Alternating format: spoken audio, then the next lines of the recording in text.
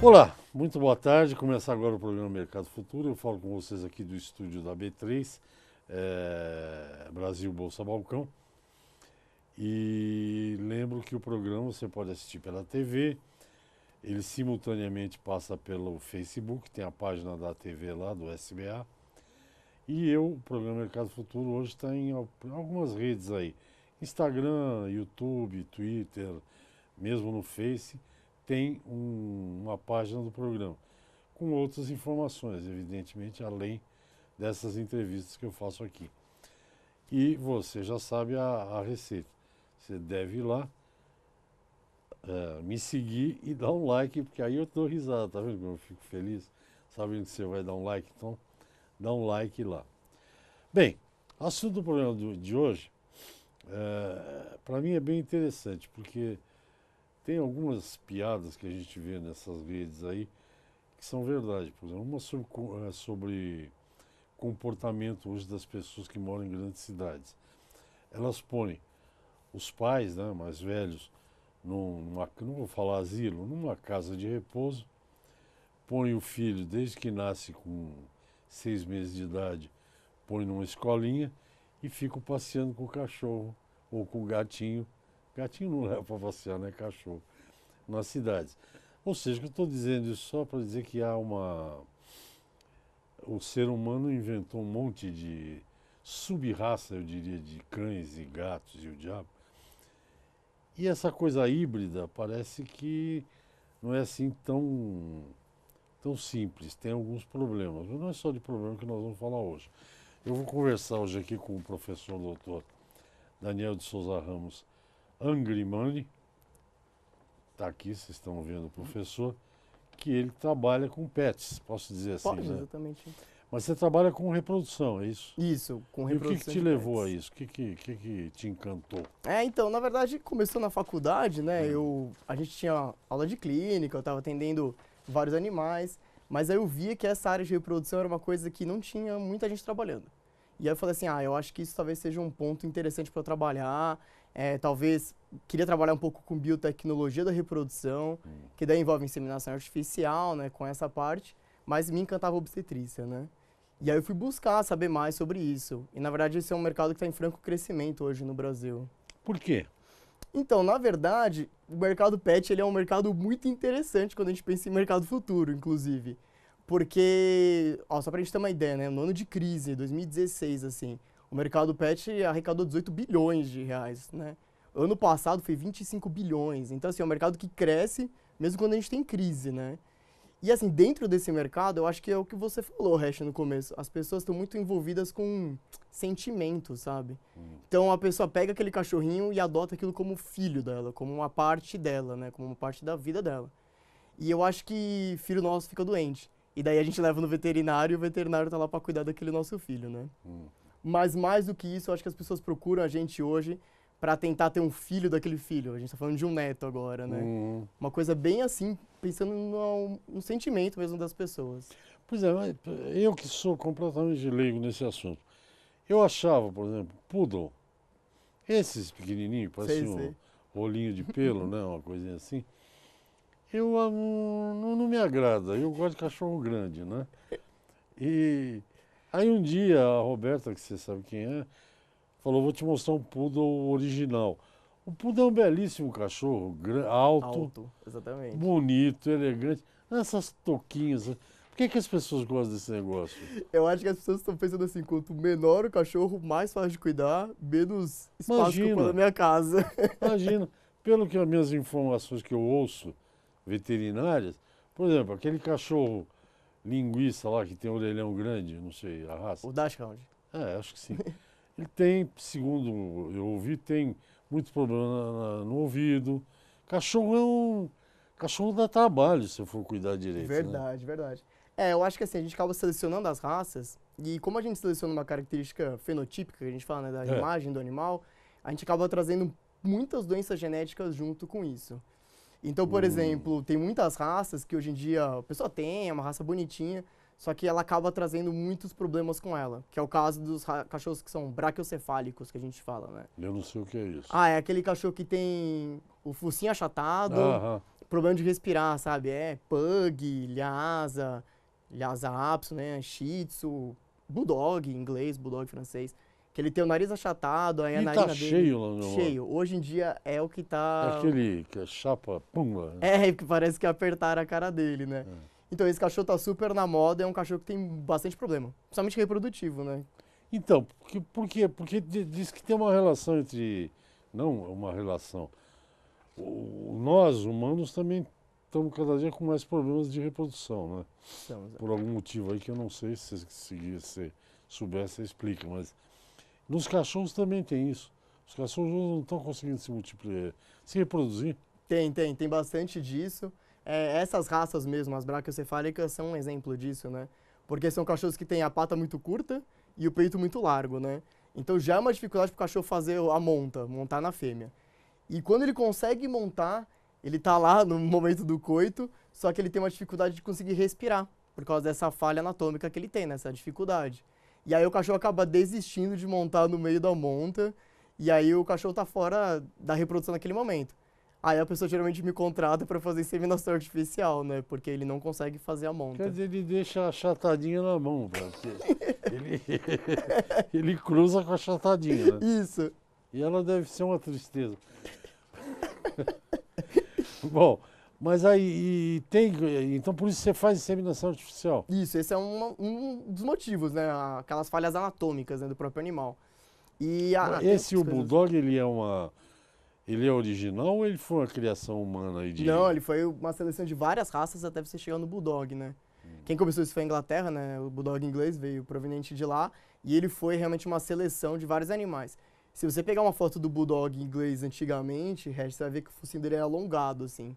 Então foi selecionando e o focinho Pra tirar o nariz do bicho. pra tirar o nariz. E agora o bicho não consegue Montar. o bem bom. Fica só. E inseminação de cachorro funciona, dá resultado? Funciona muito bem. É in vitro? Como é que é? Não, então, hoje em cachorro a gente faz inseminação fresco, que é coletar sêmen do cão e inseminar a cadela no momento, né?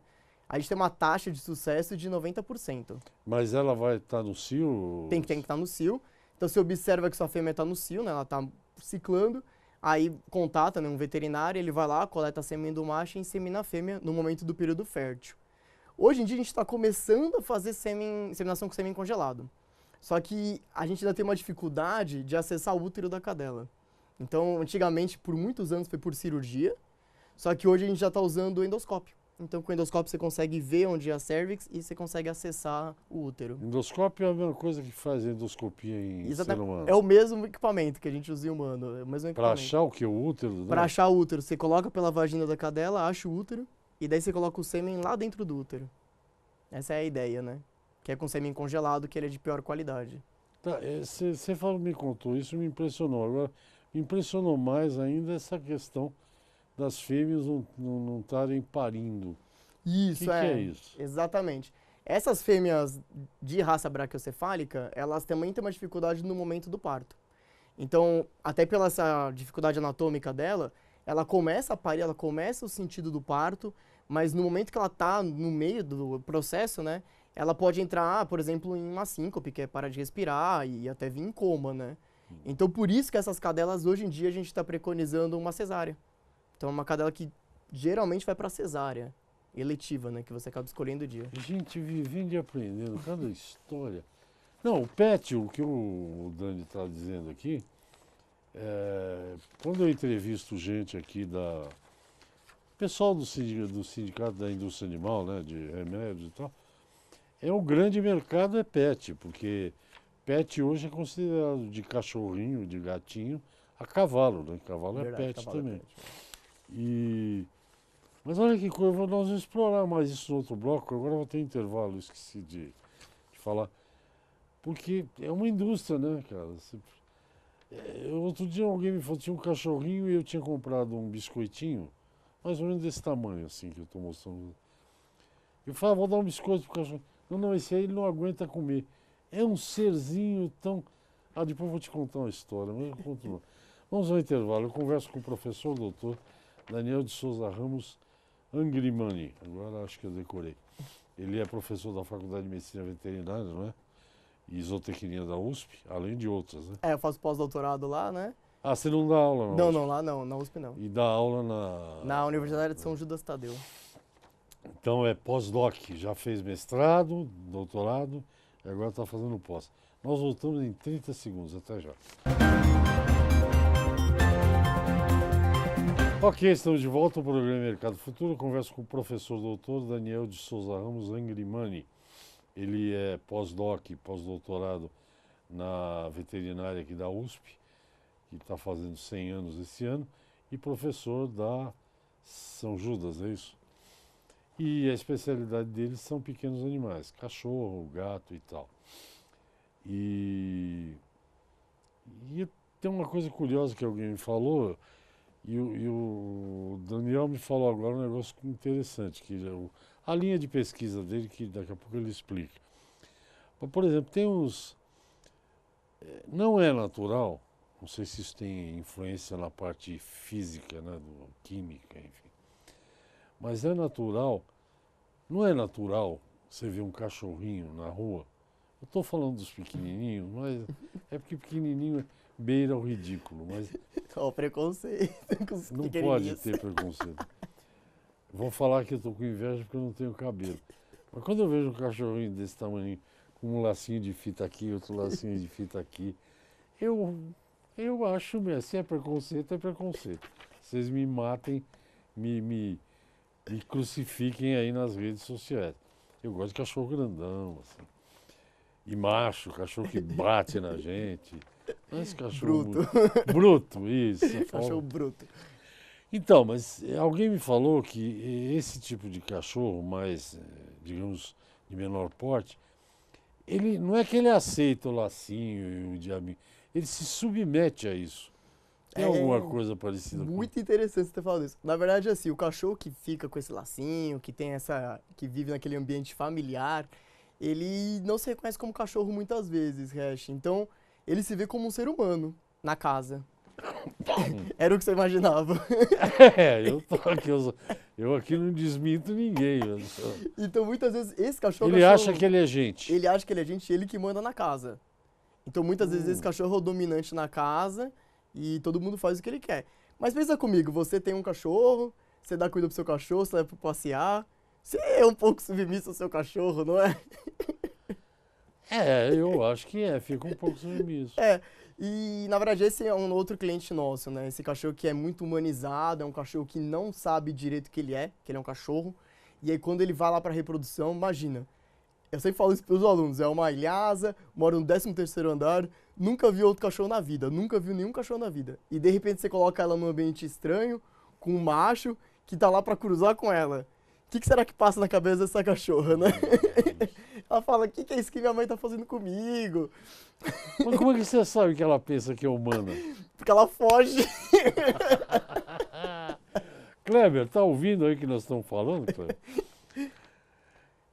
Então, quer dizer, o cachorro acha que é humano e... Aí quando vê os cachorros, ele não quer saber. Ele não se reconhece como cachorro, né? Essa é a verdade. Então o outro cachorro pode vir tentar cruzar com ele e tal.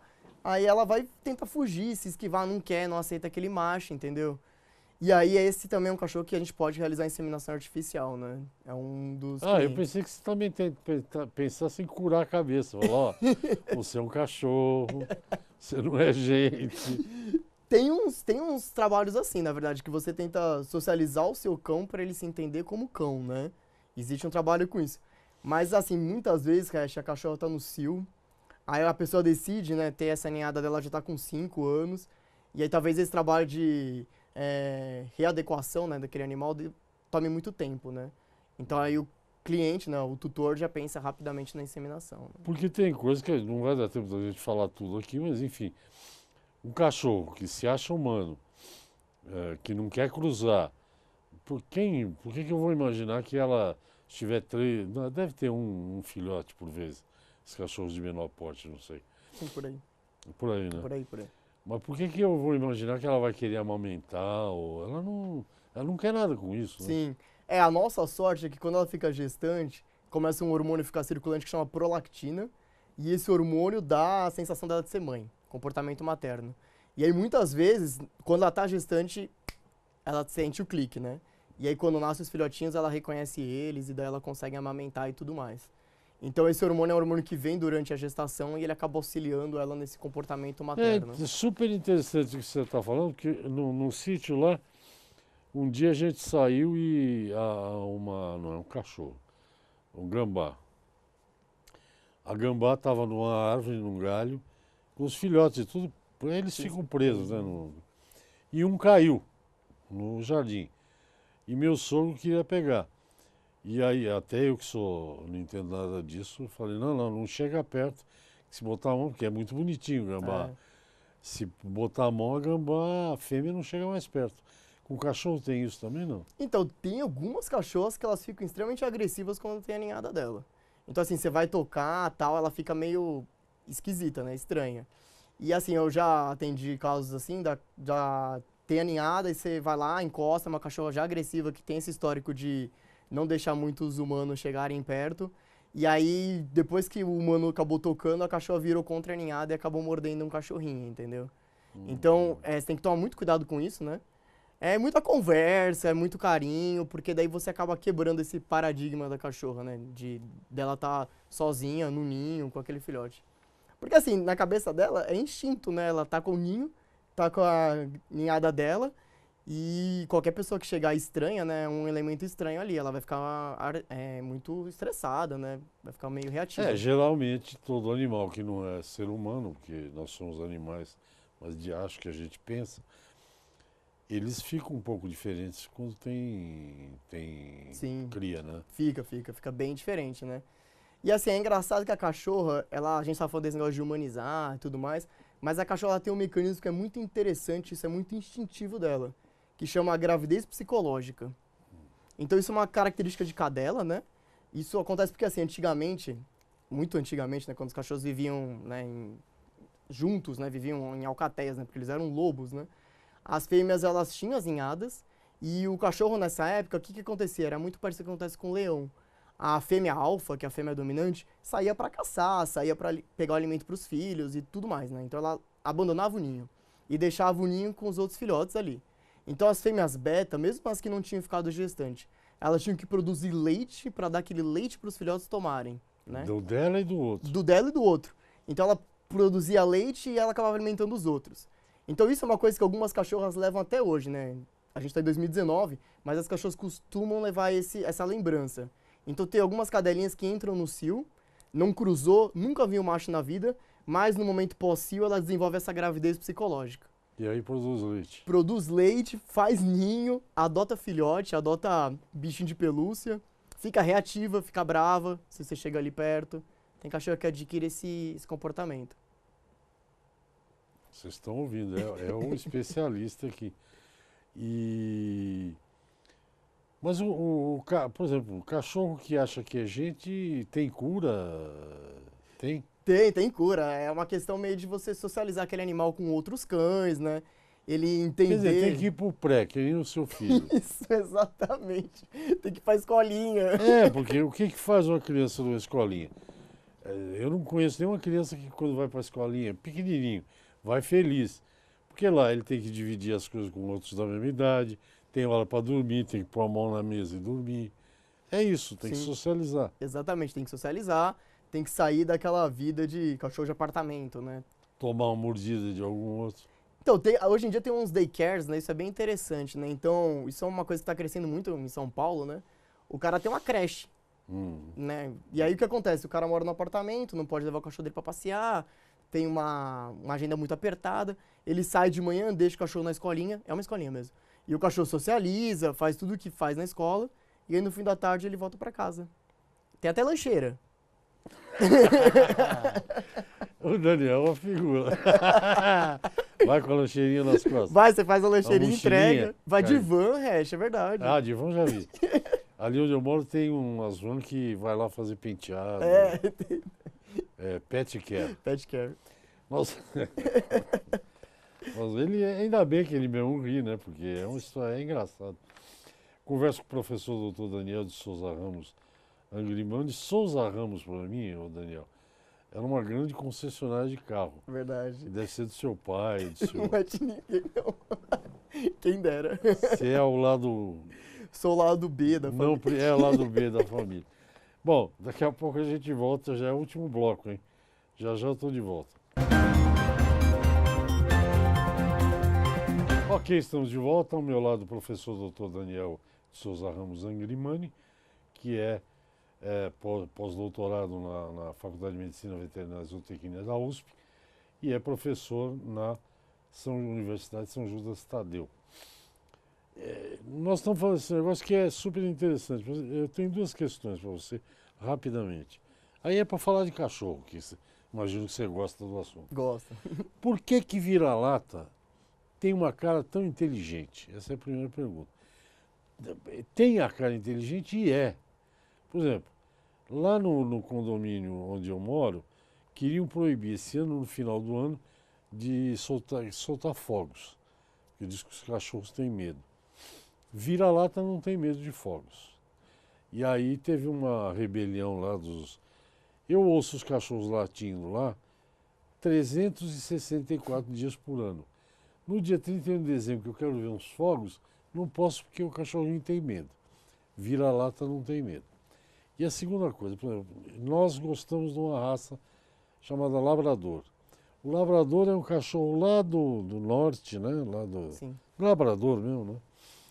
Um cachorro que adora a água. O nosso a gente põe uma bacia enorme para ele não entrar no rio. E tinha um chuveirão daquele gelado. Era a alegria dele deitar na água. Essas características, quando você mistura tanto o cachorro, ele perde, porque o labrador, se ele visse uma rede, ele puxava, porque eles ajudam os pescadores. É. Eles perdem isso nessa hibridação toda ou não? É interessante isso, né? Eu acho que o vira-lata ele é um cachorro muito inteligente mesmo. Eu só tenho vira-lata na minha casa. A gente tem 3 cães e os 3 são vira-latas. E elas têm medo de fogos, viu, Regis? Não, então você está... Eu tô humanizando. Você está humanizando. Socializa lá com os uibus, você vai ver. Então, mas eu acho que eles são muito inteligentes. É uma questão de seleção natural, eu acho, né? A gente vai lá, geralmente no vira-lata não seleciona o gene, né? Ele vai cruzando aleatoriamente. E daí você tem aquele animal que é extremamente adaptado, né? Ao ambiente. Eu acho que isso que é o legal do vira-lata, né? Ele é um animal que é adaptado, ele se vira muito bem, ele é muito inteligente E mesmo. ele não se sente gente, né? Não sente gente. Muitos deles não se sentem gente. Isso é culpa do proprietário, do tutor. É minha culpa. Culpa da minha família. Mas assim, a maior parte deles se vira muito bem ali solto, né? Eles têm uma característica muito interessante. Mas eu acho que, dependendo da hibridização que você faz, muitos continuam com a lembrança daquela raça primordial que ele veio, né?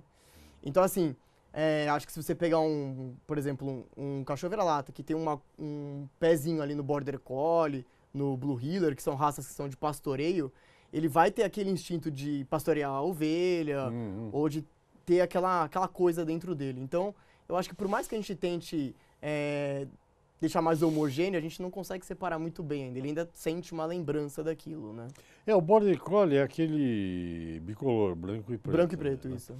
É um cachorro que eu já tenho amigos que têm, me parece extremamente disciplinado. É um cachorro que gosta das coisas, ele faz aquilo. Sim, é o cachorro mais inteligente que a gente tem, é o Border Collie. Fizeram um ranking de cachorros inteligentes e o Border Collie tá lá na frente, ele é um dos mais Eu inteligentes. tenho um sobrinho que tem uma que ele até faz competição, que era de passar no túnel. Agility, né? Isso chama o quê? Agility. É. Bom, você trata de não acostumar mal os seus... Vira-latas. Porque outro dia eu pedi pra André ela levar ela tem um cachorro que deve ser, o nome deve ser por causa de filme. Beethoven, o nome dele. Ele é marronzinho e branquinho, mas é VL também, né? Sem marca registrada. Cara, não apareceu gato em lugar nenhum, cara. O Beethoven é uma... E é pequeno, viu, cara? Mas é uma fera. Esperto, né? Ele não morde a gente, ele morde os bichos. Corre atrás de... O meu labrador, cara, cachorro de veterinário dura bastante, né? O meu último labrador morreu com 12 anos, Nossa, acho, bastante. por aí. Mas ele já estava cansado da vida, sabe? Ele ficar sentado, eu lendo. De repente ele sai numa correria, eu falei, que vai se suicidar, O que né? aconteceu? Na volta ele veio com um pedaço do rabo do teiu que tem no sítio. Nossa, você pegou lagarto. Só pegou o rabo, né? Porque lagarto é que nem lagartixa, né? Ele larga o rabo e depois cresce de novo. Verdade. Né? Não é isso? Mas, por exemplo, você disse que tem vira-lata. Dessas raças todas aí, você não tem nenhum, você não é só trabalho mesmo, é só. Ah, é assim, geralmente desde sempre na minha família, a gente sempre buscou a adoção mesmo, né? Então a minha mãe, ela adora cachorro, né? Meu pai adora cachorro. E a gente sempre buscou adotar os cães. A gente só tem um cachorro de raça, que na verdade é da minha irmã, né? Que é um chow-chow, acho que você sabe qual que é. É um peludão de língua azul, aquele cachorro que tem a língua azul. Ah, eu sei, já vi. E Chama aquele Chow Chow. cachorro diziam pra mim que era o terror do veterinário. Que ele fica muito bravo no veterinário. A Filipa nunca me fez nada, é um cachorro muito bonzinho. É o fora da curva. É. É o língua azul, já vi. Show, show. Show, show. De onde vem isso? Se eu não me engano, ele é uma raça asiática, o Chow Chow. É uma raça asiática.